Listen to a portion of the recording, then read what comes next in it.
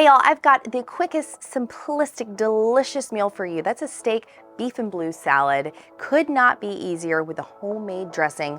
Let's get to cooking.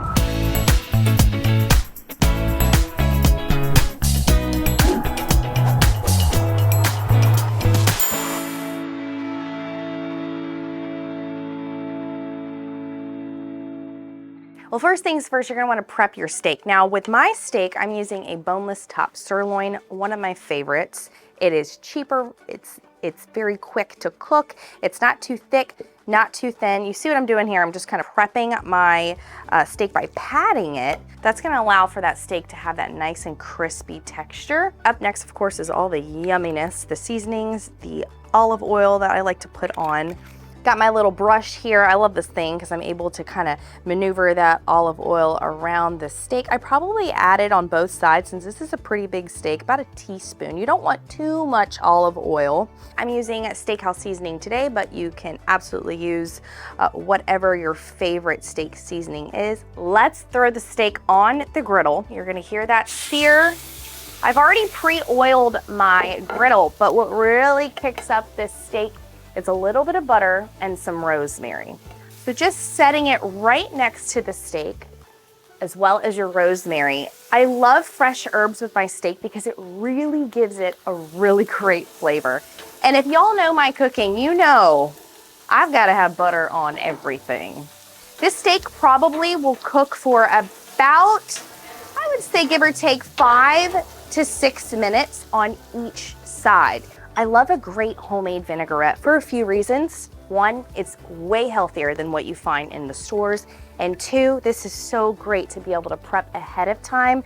I would say the rule of thumb for your dressings is always kind of to do a half and half with your main base of your vinaigrette. A great olive oil is really important. And of course, a great red wine vinegar is key. Now, with this, you really want to kind of taste it as you go, is what I like to say, because sometimes you feel like you need to add a little more of salt and pepper. Maybe it's more Worcestershire, maybe it's more garlic or lemon juice.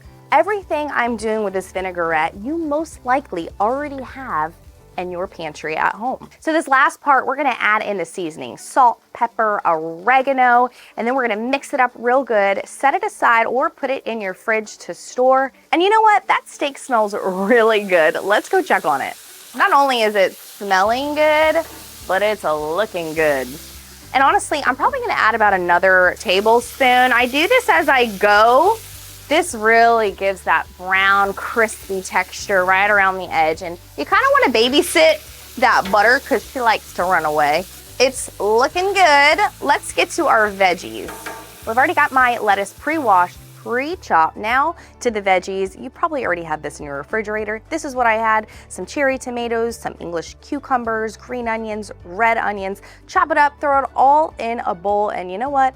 That steak's smelling real good, and I bet it's done. We gotta go ahead and let that rest before we chop. This steak looks so good. It's had some time to rest, about 5 minutes. We're gonna slice this up, and the key point, you don't want huge chunks of steak in your salad, so you wanna give them a little bit of a smaller chop. Next, I have a little simple trick for you. Already buy that chopped bacon in a bag we're gonna add to the salad.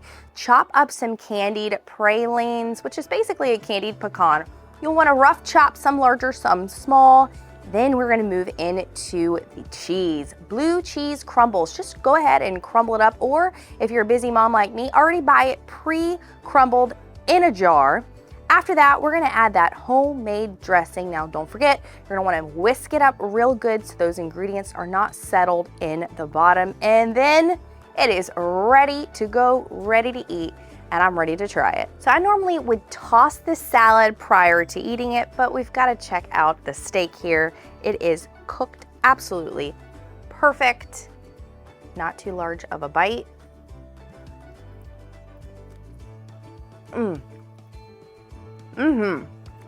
Absolutely delicious. And I could taste that vinaigrette on top of the steak, already adding that extra zest from that vinegar. I think it's ready to eat, y'all. Just toss it, serve it. This is easy. You can do this. Always remember, keep it simple, keep it quick, and keep it delicious. I'm Taylor Mock. We'll see you on the next episode.